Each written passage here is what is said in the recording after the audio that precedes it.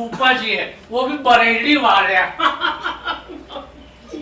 वैसे हमें पता है कि हमारी तोंद जो है ना बहुत बाहर निकली हुई है, समझे ना कि चौराहे तक फैली जा रही है।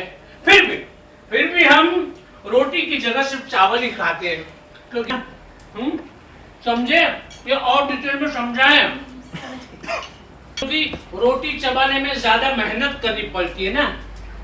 मुझे छोटू क्या खाता है? गोमू भैया तो दोनों चीजें खाते हैं। नहीं सर बोलिए, वैसे छोटू क्या खाता है, रोटी या चावल? और से ले दो। हाँ चलेगा, यहाँ से ले लीजिए।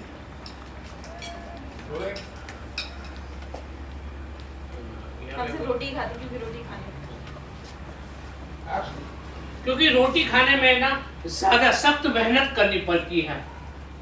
वैसे छोटू क्या खाता है, चावल या रोटी?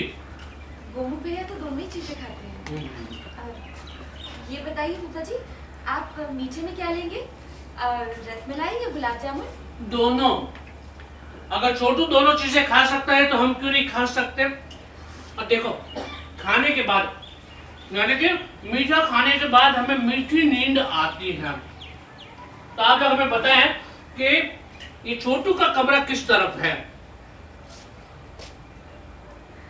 वाह क्या बात है।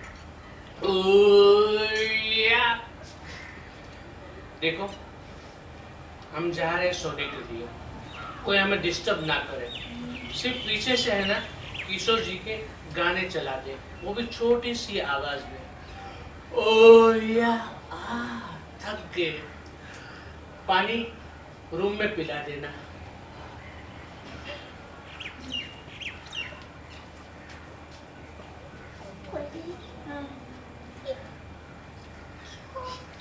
मेहमान नवाजी करनी है भैया, कोई बात नहीं। हाँ, रसमलाई गुलाब चल बनाते हैं।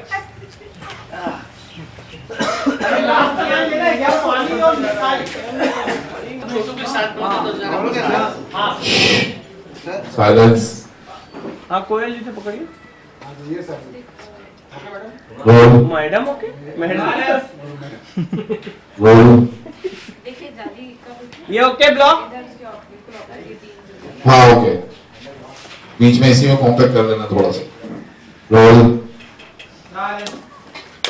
Rolling action. हटो। अगर भोजन के वक्त